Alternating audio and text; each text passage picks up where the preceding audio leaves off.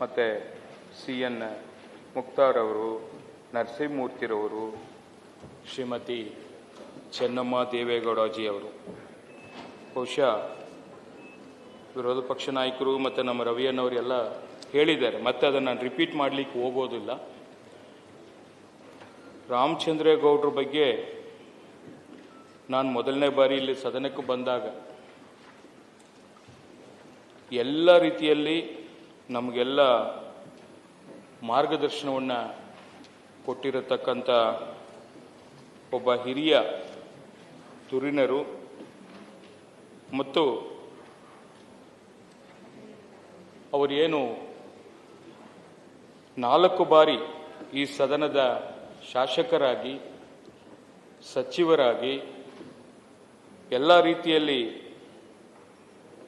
ಯುವಕರಿಗೆ ಸ್ಫೂರ್ತಿದಾಯಕವಾಗಿ ಅವರು ಬಹಳಷ್ಟು ಕೆಲಸವನ್ನು ಮಾಡಿದ್ದಾರೆ. ಹಾಗೆ ಮತ್ತೊಬ್ಬ ಆತ್ಮೀಯರು ಸುಧಾಕರ್ ಅವರು ನಮ್ಮ ಥರನೇ ಸಣ್ಣ ಸಮಾಜದಿಂದ ಬಂದಿರತಕ್ಕಂಥವರು. ಬಹುಶಃ ಚಳ್ಳಕೆರೆ ವಿಧಾನಸಭಾ ಕ್ಷೇತ್ರದಿಂದ ನಿರಂತರವಾಗಿ ಆಯ್ಕೆಯಾಗಿ 2 ಬಾರಿ ಸಚಿವರು ಆಗಿ ಸಜ್ಜನರಾಗಿ ಭಾಳಷ್ಟು ಜನರ ಪ್ರೀತಿಯನ್ನು ಗೆದ್ದು ಕೆಲಸ ಮಾಡಿರತಕ್ಕಂಥ ಹಿರಿಯ ಗಣ್ಯರು. ಹಾಗೆ ಮತ್ತೊಬ್ಬರು ಪಾವಗೌಡ ಕ್ಷೇತ್ರದ ವೆಂಕಟರಮಣರಪ್ಪ ಅವರು ಕೂಡ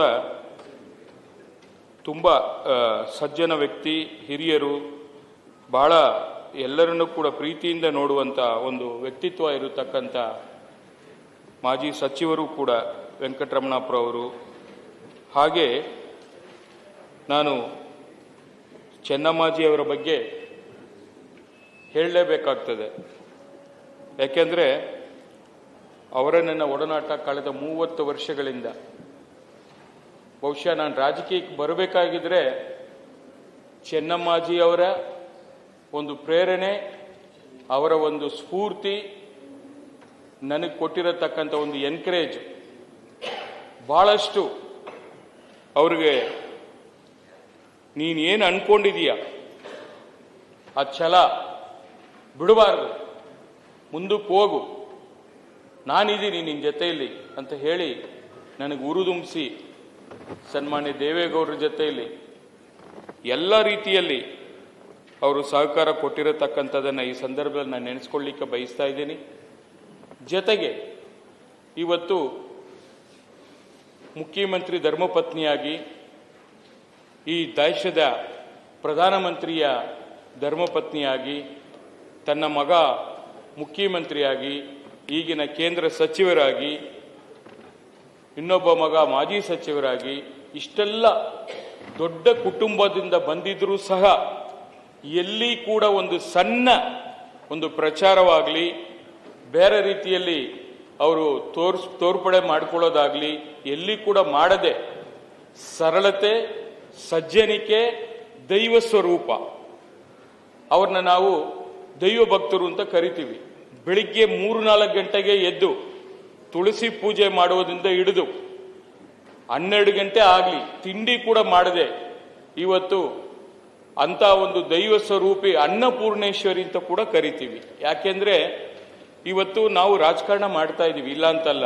JDS ಇರ್ಬೋದು, BJP ಇರ್ಬೋದು, ಕಾಂಗ್ರೆಸ್ ಇರ್ಬೋದು, 3 ಪಕ್ಷದಲ್ಲಿ ಕೂಡ ಇವತ್ತು ಆ ಮನೆಯಲ್ಲಿ ಬಂದು ಆ ಒಂದು ಮಹಾತಾಯಿಯ ತುತ್ತು ಅನ್ನವನ್ನ ಸವದು ಸೇವಿಸಿ ಇವತ್ತು ಎಲ್ಲ ಪಕ್ಷದಲ್ಲಿ ಕೂಡ ಹಿರಿಯ ನಾಯಕರುಗಳಾಗಿ, ಮುಖ್ಯಮಂತ್ರಿಯಾಗಿ, ಮಂತ್ರಿಗಳಾಗಿ, ರಾಜಕೀಯದಲ್ಲಿ ದೊಡ್ಡ ಸ್ಥಾನಕ್ಕೆ ಬೆಳೆದಿರತಕ್ಕಂಥ ಎಲ್ಲ ಗಣ್ಯರು ಕೂಡ ಇವತ್ತು ಪಕ್ಷಾತೀತವಾಗಿ ಆ ಮಹಾತಾಯಿಯ ಚೆನ್ನಮ್ಮಾಜಿಯವರ ಒಂದು ಅಂತಿಮ ಏನು ದರ್ಶನ ಪಡೀಲಿಕ್ಕೆ ಏನು ಬಂದಿರತಕ್ಕಂಥ ಜನಸಾಗರವನ್ನೇ ನೋಡಿ ನಾವೆಲ್ಲ ಕೂಡ ಅರ್ಥ ಮಾಡ್ಕೊಳ್ಳುವಂತ ಅವಶ್ಯಕತೆ ಇದೆ ಅನ್ನೋದನ್ನ ಈ ಸಂದರ್ಭದಲ್ಲಿ ನಾನು ಹೇಳಲಿಕ್ಕೆ ಬಯಸ್ತಾ ಇದ್ದೀನಿ.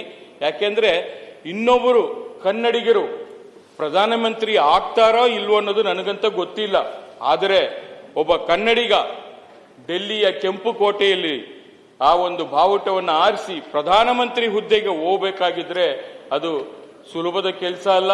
ಅದಕ್ಕೆ ಸ್ಫೂರ್ತಿ, ಅದಕ್ಕೆ ಎಲ್ಲಾ ರೀತಿಯಲ್ಲಿ ಜೊತೆಯಲ್ಲಿ ನಿಂತು ಈ ಒಂದು ಉನ್ನತ ಸ್ಥಾನಕ್ಕೆ ಬರಲಿಕ್ಕೆ ಚೆನ್ನಮ್ಮಾಜಿಯವರ ಕೊಡುಗೆ ಅಪಾರ ಅನ್ನೋದನ್ನ ನಾನು ಹೇಳಲಿಕ್ಕೆ ಬಯಸ್ತಾ ಇದ್ದೀನಿ.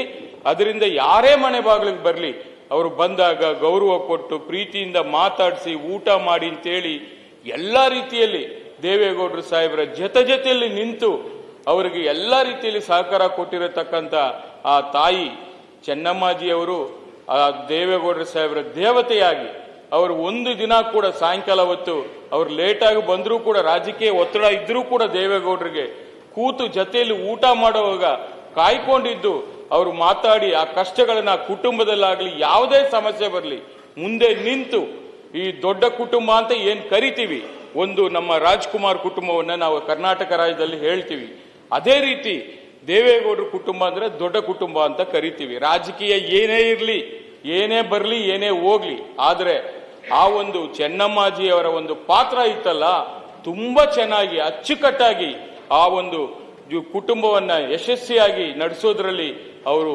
ಎಲ್ಲ ರೀತಿಯಲ್ಲಿ ಅವರು ಒಂದು ಯಶಸ್ವಿ ಆಗಿದ್ರು. ಅವರು ನಾನು ಕೂಡ ಅವತ್ತು 12:30 ಏನು ಹಾಸ್ಪಿಟಲ್ ಇಂದ ನೋಡಿ ಇನ್ನೇನು ಇವತ್ತು ಚೇತರಿಸ್ಕೋತಾ ಇದ್ದಾರೆ ದೇವರು, ಇನ್ನೇನಪ್ಪ ಪರವಾಗಿಲ್ಲ ಅಂತ ಹೇಳಿ ಅವ್ರಿಗೆ ಮಾತಾಡಿ ಬರ್ತಾ ಇದ್ದೆ. ಬಂದು 2 ಅವರಲ್ಲಿ ಮತ್ತೆ ಶಾಕಿಂಗ್ ನ್ಯೂಸ್ ಬಂತು. ನಮ್ಗೆಲ್ಲ ಕೂಡ ಆಘಾತ ಆಗಿದೆ. ಅಂತ ಒಂದು ತಾಯಿಯನ್ನ ಇವತ್ತು ನಾವು ಕಳ್ಕೊಂಡಿದ್ದೀವಿ. ಅದಕ್ಕೋಸ್ಕರ ನಾನು ಸರ್ಕಾರಕ್ಕೆ ಮನವಿ ಮಾಡೋದಿಷ್ಟೇ, ಬಹುಶಃ ರಾಜಕೀಯದಲ್ಲಿ ಅಧಿಕಾರ ಅನ್ನೋದು ಯಾರಿಗೂ ಏನು ಶಾಶ್ವತ ಇಲ್ಲ. ಇದ್ದಾಗ ಏನು ಒಳ್ಳೆ ಕೆಲಸ ಮಾಡ್ತೀವೋ ಅದನ್ನು ಜನ ನೆನೆಸ್ಕೋತಾರೆ. ಉಸಿರು ಹೋದ ಮೇಲೆ ಕೂಡ ಹೆಸರು ಉಳಿಬೇಕಂತೆ. ಅಂತ ಶಾಶ್ವತ ಕಾರ್ಯಕ್ರಮಗಳು ಯಾವ್ದಾದ್ರು ಆಗಬೇಕು ಅನ್ನೋದು ನನ್ನ ಉದ್ದೇಶ ಕೂಡ.